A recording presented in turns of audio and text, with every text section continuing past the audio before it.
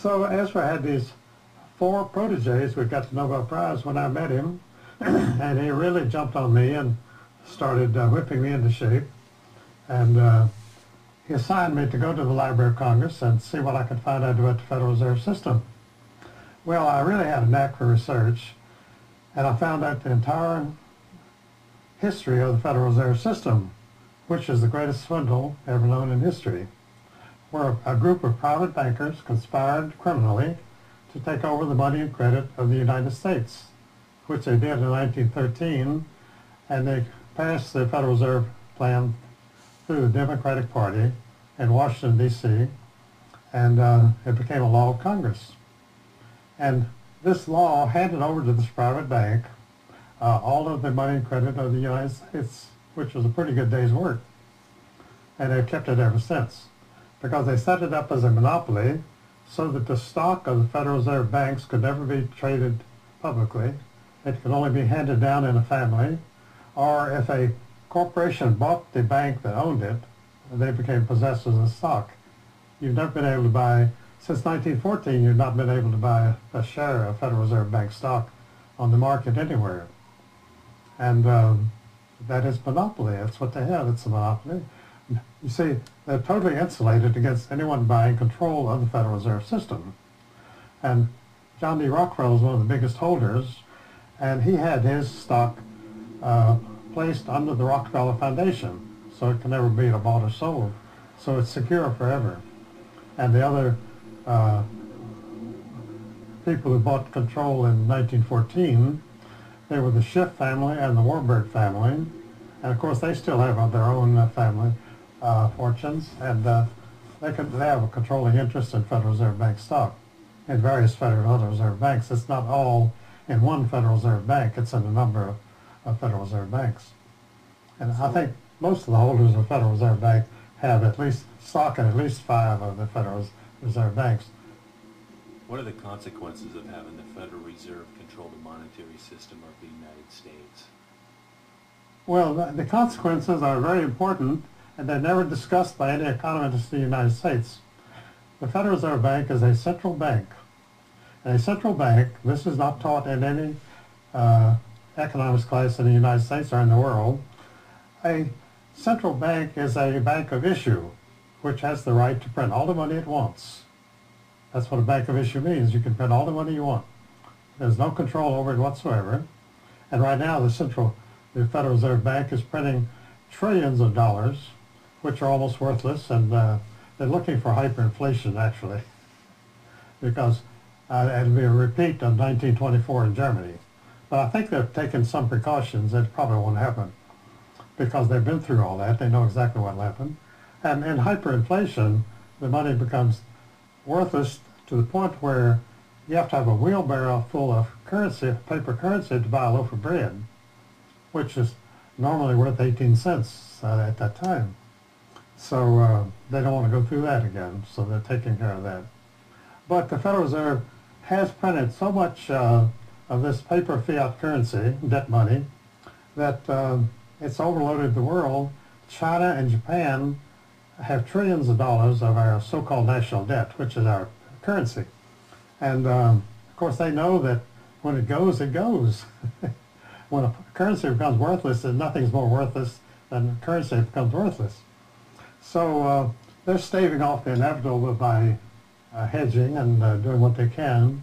But once you buy this debt, this paper dollar currency, you're stuck with it unless you can find another sucker to take it off your hands. And there's nobody right now who wants any part of it. So China and Japan are stuck with it. And they bought this currency to maintain trade with the United States. That's all it was for. So in effect, we're financing our trade with China, trade with Japan by our Federal Reserve currency, which is neither federal, it's not federal, any more than the Federal Express Company is a federal company. And it has no reserves, because it doesn't need any reserves, because it prints its own currency. If you can print your own money, what do you need of reserves? You just go and warm up the printing press and turn out another $10 billion. So, and finally, it's not a system. It's called the Federal Reserve System. It's not federal. It has no reserves. And it's not a system, but I'm the only person in the world who's ever defined it in my works as a criminal syndicate.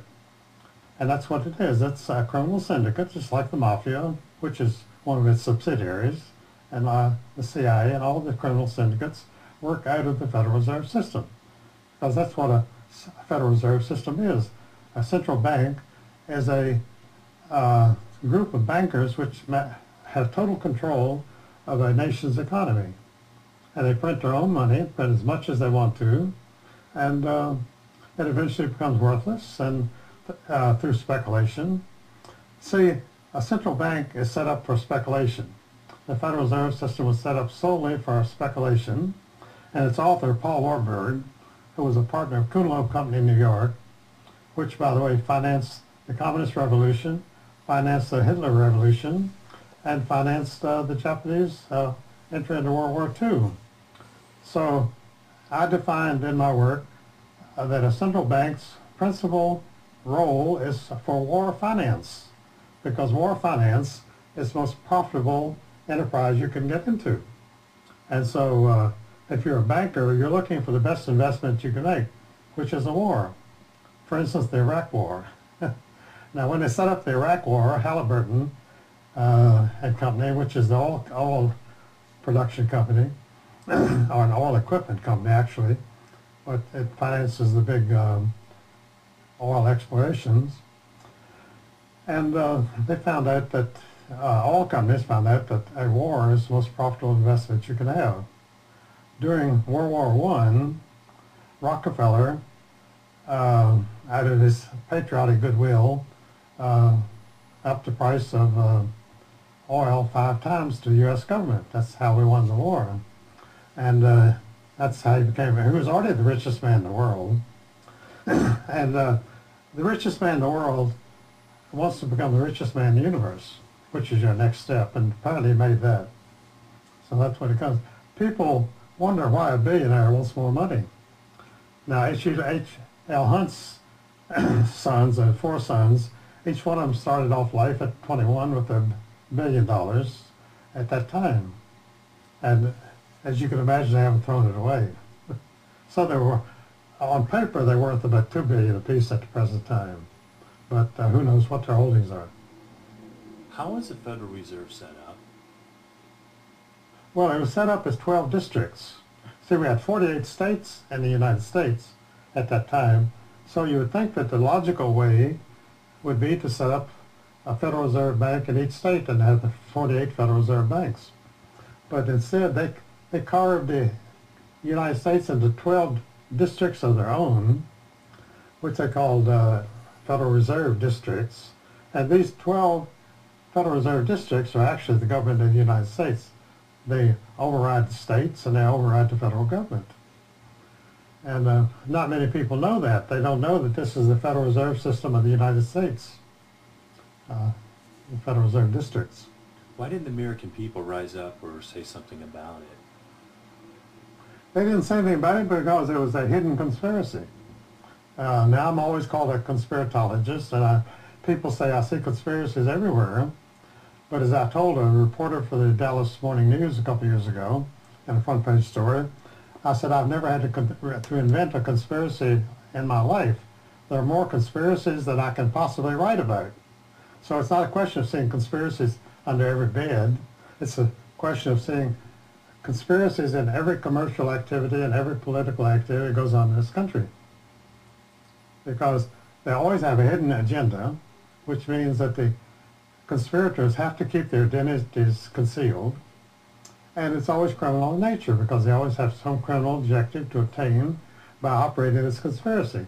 That makes it all persons involved in a conspiracy for a criminal purpose automatically become criminals, criminally liable.